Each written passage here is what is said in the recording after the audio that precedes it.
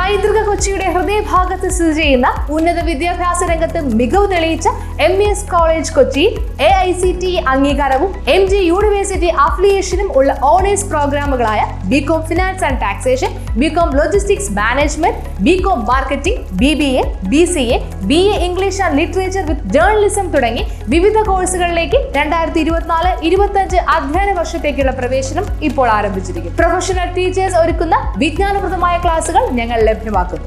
യാതൊരുവിധ ഡൊണേഷനും സ്വീകരിക്കാത്ത ഈ college part 3 വിഷയങ്ങൾക്ക് 80% കൂടുതൽ മാർക്ക് നേടുന്ന വിദ്യാർത്ഥികൾക്ക് MES സ്കോളർഷിപ്പോട് കൂടിയ അഡ്മിഷൻ ഒരുക്കുന്നു. ഹോസ്റ്റൽ വാഹന സൗകര്യങ്ങളും ഞങ്ങൾ ലഭ്യമാക്കുന്നു. MES college Kochi, Mundamveli, near Thoppumpady, Kochi.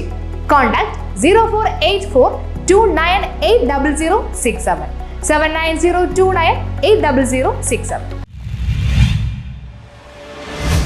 ദേശീയപാതയിൽ നേര്യമംഗലത്ത് പെട്രോൾ ടാങ്കർ ലോറിക്ക് തീപിടിച്ചു. കൊച്ചി ധനുഷ്കോടി ദേശീയപാതയിൽ നേര്യമംഗലത്ത് പെട്രോൾ ടാങ്കർ ലോറിക്ക് തീപിടിച്ചു. നേര്യമംഗലം വില്ലാഞ്ചിറയിലാണ് തിങ്കളാഴ്ച രാവിലെ 9:30 മണിക്ക് 4000 ലിറ്റർ പെട്രോളും 8000 ലിറ്റർ ഡീസലുമായി വന്ന ടാങ്കർ ലോറിക്ക് തീപിടിച്ചത്. ടാങ്കർ ലോറി ഡ്രൈവറുടെയും പ്രദേശത്തെ കടകളിലുണ്ടായിരുന്ന നാട്ടുകാരുടെയും സംയോജിതമായ കൃത്യമായ ഇടപെടൽ കൊണ്ടാണ് വൻ ദുരന്തം ഒഴിവായത്.